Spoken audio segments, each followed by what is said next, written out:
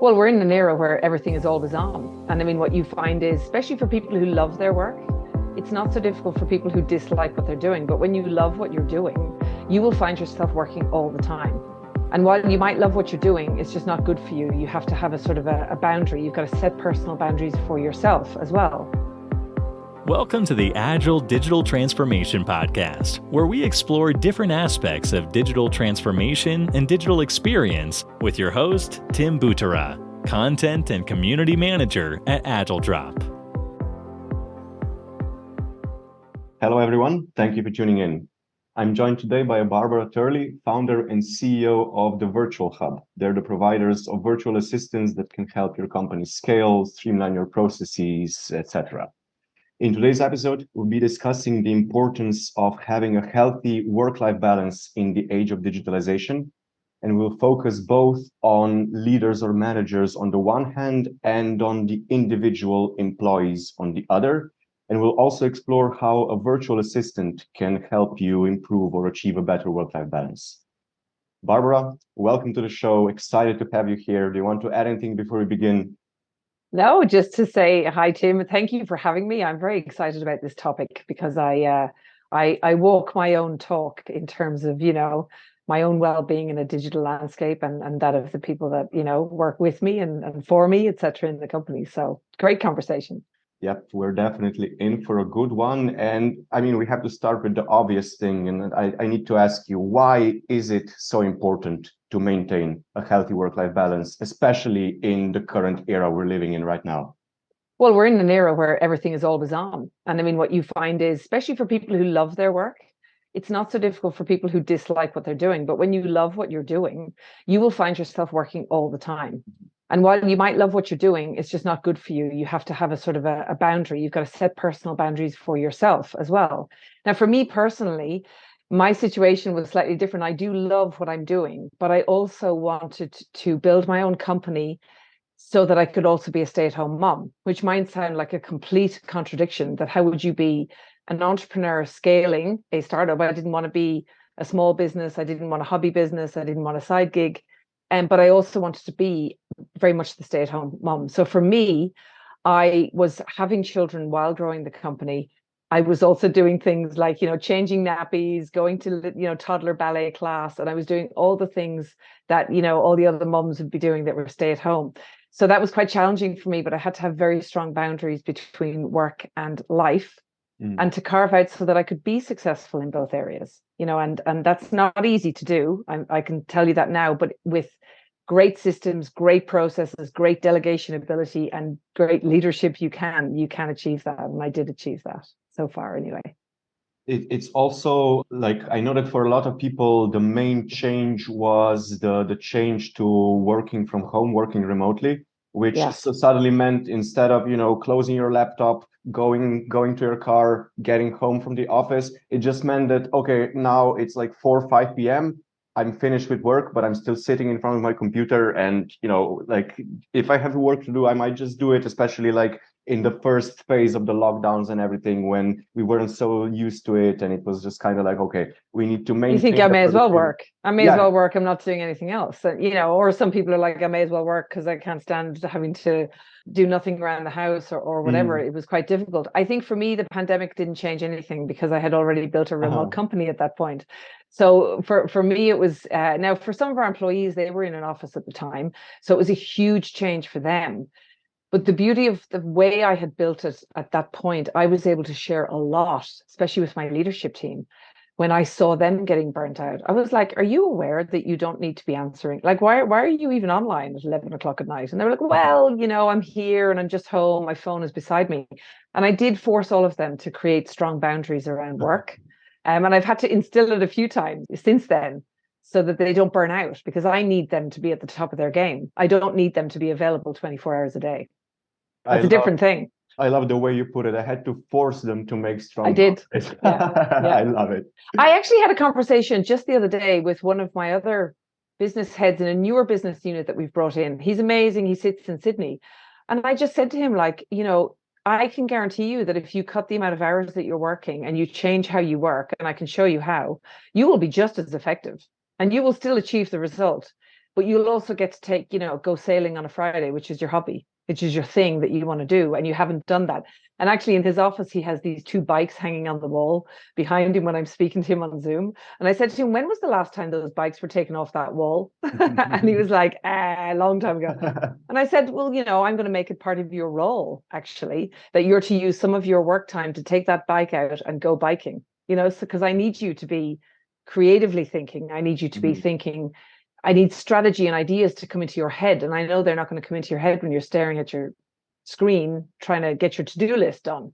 So that's, my philosophy is very much around creativity and strategy aligning in that way. And it's called work-life balance, right? There has to be something on the other side of work, not just, doing stuff that's very similar, sitting in front of the computer, but like dedicating time, investing time in yourself, in your hobbies, in your relationships, just stuff you love, basically. Yeah. And that will make you, seriously, that will make you better at your job. Because invariably what will happen is that your best ideas or how to solve problems are not going to come when you're thinking about it. They're going to come when you're doing something else, particularly something like I ski a lot. So when I go skiing, I come up with great ideas. And I kind of need to live that way so that I can figure out how to solve problems that we're trying to work on. And I know that my team that are in leadership roles, I need to push them literally to create, to go out and do something that lights their soul on fire, and they're not thinking about work. It's nothing to do with work, so that they can then come back and actually do great work. It's a sort of funny thing. So my philosophy is very much around that. So what are some tips or like best practices for individuals to improve their work-life balance? Yes. Oh, wow. This is like, how long is a piece of string? So essentially, I think in a remote environment, and this, it goes for companies as well as individuals in their role, obviously a sense of focus is very important. However, your focus and the focus your boss wants or the company needs at any one time can be very, very different things. And what you find is people are often doing a great job. They're doing loads of work, probably too much work. They're working all the time. But the boss or the leader or whoever you're reporting to doesn't seem to be happy. It's not that they think you're not doing a great job, but the problem is there's a misalignment between what you're doing and the results that they want, right? And this is where things like objectives and key results, so concepts around running objectives and key results correctly across an organization, can be very effective, because it's aligning the top-down results that a company is needing to get in order to grow with what are people actually working on.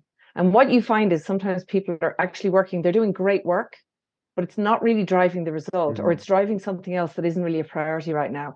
And I think what ends up happening here is people start peddling, everyone trying to get alignment, when actually alignment is out. And misalignment is a huge problem in loads of companies, of expectations, or what are we working on, what are we striving for, etc. So that's a very broad way of saying, like, you have to have like alignment of what results are we going after, and what projects and what work am I doing that are going to lead to us getting to that result.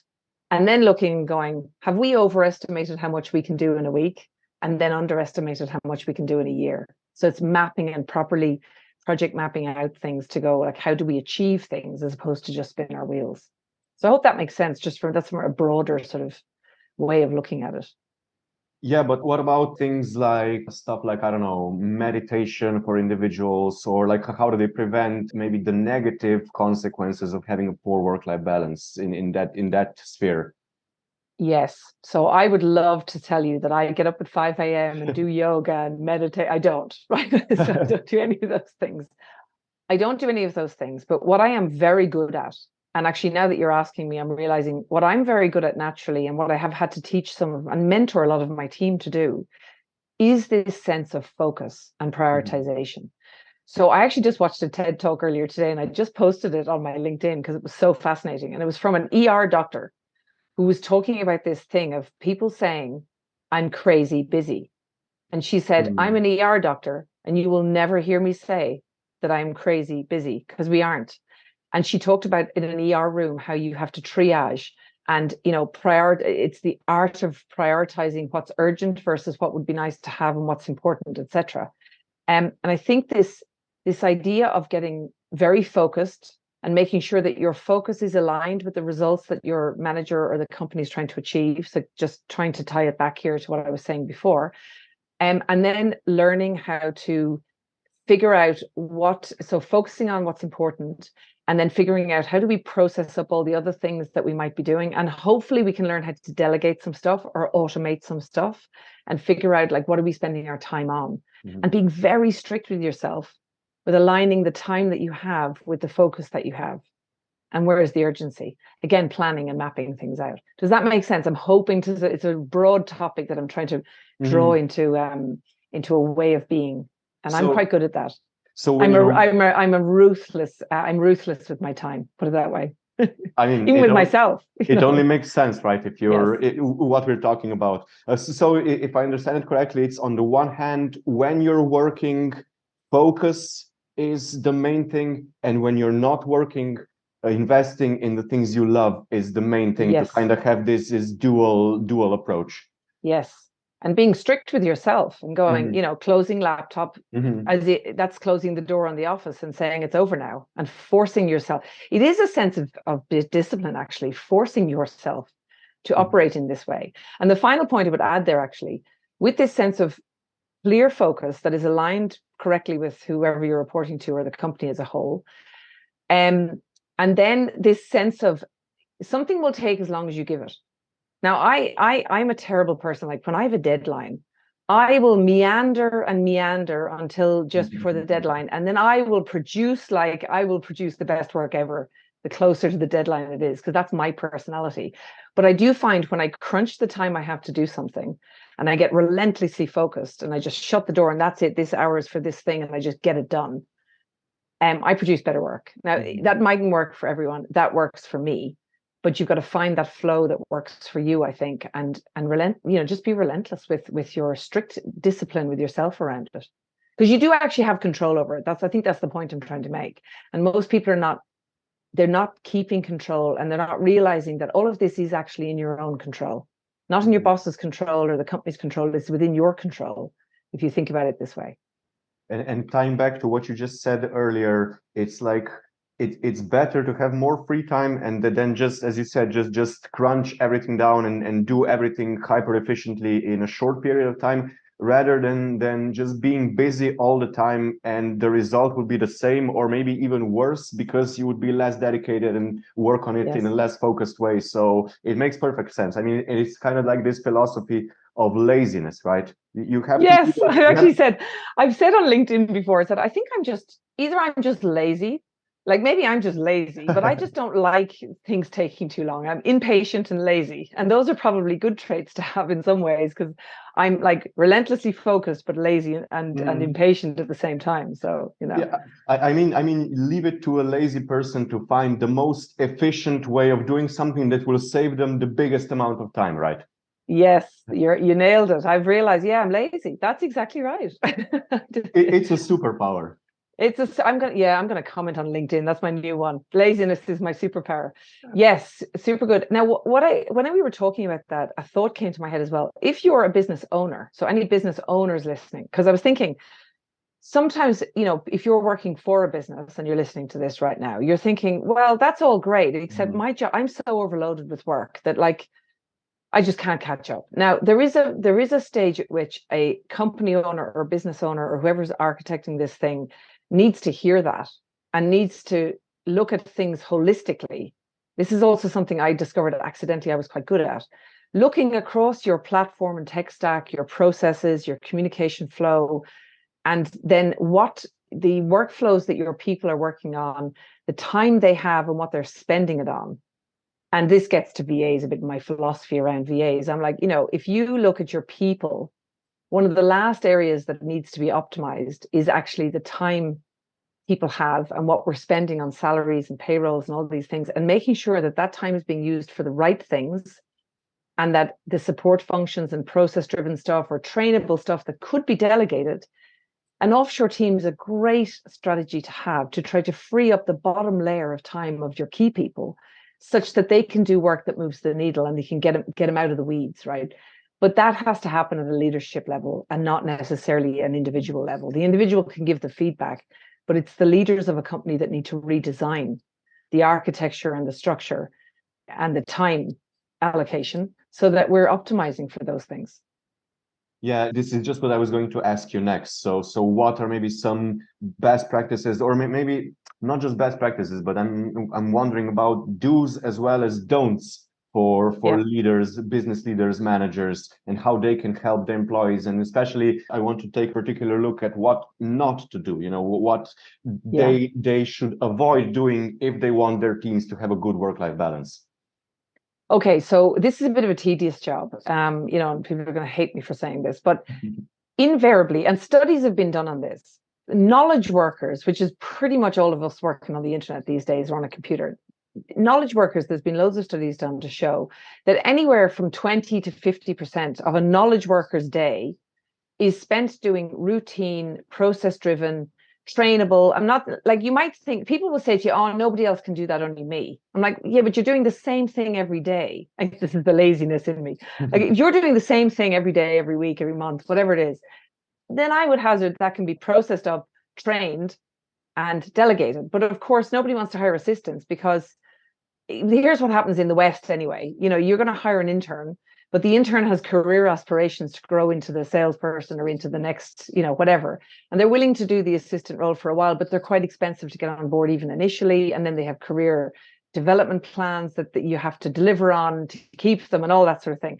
Now, that's not to say that people offshore in places like the Philippines don't have those aspirations. Of course they do. Very smart, capable people. However, when you have an offshore team strategy, often these people are happy to develop within those roles or laterally around the support roles. That's what we're doing at the Virtual Hub. We're sort of developing these sort of assistant type people, and we've made it really cost effective to examine any knowledge worker's role and go, well, maybe we could imagine if we had 3 of them and we took 20 to 30% off the bottom layer of what they're doing every day. What have you actually done? You've actually cloned one of them. So you've given yourself a free clone of the 3 of those people by having an offshore team member. You've created a great career offshore for somebody, and you've brought another team member into your company while creating a free average person of the 3 people you just freed their time up. So this is what I'm talking about. The optimization of people's time is a really, really important concept that I don't think is talked about enough. People often think, oh, well, what roles could be offshore? And I go, well, rather than looking at roles, why don't we look at composition of what people are doing, and make sure that everyone's time is being used in the most optimized way? That makes sense. Yeah, that's very interesting. The kind of the balance of and the average of roles, and also it's leading perfectly into the next thing that I wanted to ask you about. We already started talking about how the problem with assistants and their career aspirations, and I'm guessing that virtual assistants wouldn't have these kinds of career aspirations. Oh no, they do. Of course they do. So some people. And this is natural. Like, at the end of the day, I always say, look, we're not selling widgets. We're selling people, and people walk and talk and change their mind, right? So, they have all these ideas and aspirations attached. So, with us at the Virtual Hub, what we're trying to do is when somebody wants to develop within a role, often they can, if you get the offshore team strategy right, and your people, your onshore people or your key people or whoever they are using the time we've just freed up to do work that moves the needle instead of getting bogged down in the weeds of the busy work, invariably your company is going to grow, right? Or it should. I mean, that's the whole idea. You want to use their time to grow the company, and then anything that's in the support role. And what you find is, you may find that the offshore assistant actually does have a chance to step up within the offshore role. There could be new assistants coming in. Sometimes, like, we've had some of our VAs that developed up into team leaders because a client grew so much that all of a sudden they had 10 VAs, and who's going to train the new ones? And it was an opportunity to step up for the other ones, or to take on more responsibility within your business that could still be done offshore. So you can still develop some of these people, and ones that want to develop outside the role. Well, we have a career path for that. So sometimes we can move people around. So we provide that so that we retain them within the Virtual Hub. So it's not that people don't want to develop, but they can develop within that role and that area with you. Okay, yeah, that makes sense. Well, I just have one last thing that I really want to discuss with you today, Barbara, but it's kind of a big one. We already kind of talked about it, and I'm wondering, what are your thoughts on the 4-day work week. And let me, before we give your answer, I just want to share an example of a friend of mine who runs a marketing agency, and they recently implemented a new policy where if all of the work in a given week is done by Thursday, they can take Friday off, which on the surface it sounds amazing, but he said that one thing that they noticed when they implemented that was that everybody was pushing themselves really, really, really hard Monday through Thursday, just so they could have this sweet prospect of having the last work day of the week off. And I'm guessing that this kind of defeats the purpose of the 4-day work week then. So there's there's so much to unpack there, but I'm going to put it into two buckets. So bucket one is that the 4-day work week concept is actually supposed to be reducing the hours worked in the week. You're supposed to say, we're going to do 4 days a week and go from 40 hours to 32 hours for the well-being of our employees. Now, like from a company perspective, I get it, right? I think smaller companies, maybe big companies can do that, but that's challenging. The idea wasn't supposed to be that we then drive harder on the 4 days to get everything done and work harder and push the 40 hours into those days. But I mean, if everyone agrees so that's bucket one. Bucket two is I don't like when we develop policies and then roll them out and maybe it doesn't work for everyone. So for example, if you have a business, like if that was me and I'm a parent and I like to drop my children to school and pick them up, that's sort of a personal thing for me. I probably wouldn't like to be forced to drive harder on Monday to Thursday to have Friday off. I actually might like to continue my 5 days, but if everyone else on the team is pushing for the day off on the Friday, you know what I mean? Like it mightn't work for everyone. So I just don't know about these policies being rolled out that are kind of good for everyone. Now, you could say it in the opposite direction though, and go, currently we have a global policy that everyone has to work 5 days a week. So that doesn't work for everyone either. So, there is this debate that can happen. I think at the moment we're in this situation where after COVID, we all jumped to the remote world and to hybrid working and all these new policies. And now there's like a kind of a bit of a crevice and we all need to jump to the new world, and AI is coming and there's so many new things all over here, all these new shiny things. But to jump over the crevice is difficult, and it requires not just a change of thinking and policy around people. I actually think it requires a change of the way we work and the way companies are structured and built. Right now, that's a whole huge topic that we could open up. But it's coming back to the point I made at the beginning that I do think one of the ways to achieve this is to have way stronger alignment from the top-down results we're trying to achieve to the work actually getting done, and then mapping out what time do we have and what's realistic. And then the final piece is you could move to a 4-day week. I'm selling my own book here, but if the point I just made before, if you actually looked at everyone's role and tried to free them up a bit and actually brought in an offshore team strategy, you could get a little bit of them doing all the work getting done in 4 days and maybe having enough time even in those 4 days to do more work that moves the needle, to drive the company more. And something like that, like reorganizing the chess pieces and thinking about the holistic thing, bringing in, more streamlined use of platforms like Asana, for example. Like I believe in having a central company platform like an Asana and other things feeding into it. And I see that as kind of a place everyone comes to do work, report on work, collaborate on work, proper processing, and then the use of offshore teams, delegation, and AI as it's coming now, so that we can be more efficient. And I think then we can get to a 4-day week more effectively. I just think there's more to it than a policy. Yeah, there's more to it than a policy. Yes. I love the way you put it. And it's definitely still right. I mean, this conversation about the 4-day work week, it's not old. It's very recent. We're still in this transition period, still in this kind of fledgling period where best practices are still being established, yes. Workflows and kind of work is still changing. We're kind of in the future of work, to use the buzzword, but we're not like solidly in it yet. And we still need to establish. We've a long way to go. It's like an S curve, we've kind of reached the top of an S curve and now we have to jump to the next one to get productivity.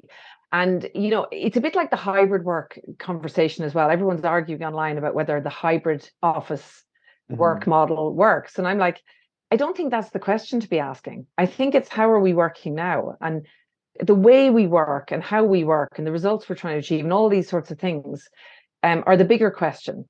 about whether, like, some people like going to an office. You know what I mean? So I think companies possibly have to offer hybrid because, like, my brother, for example, actually quite likes going to the office. You know, he likes getting out of the house and doing that. Other people don't. So rather than making everyone come in on a Tuesday and Thursday, maybe it's around sort of saying people can work the way that they want, and the way we work doesn't matter where they are. That's, the structure needs to change completely.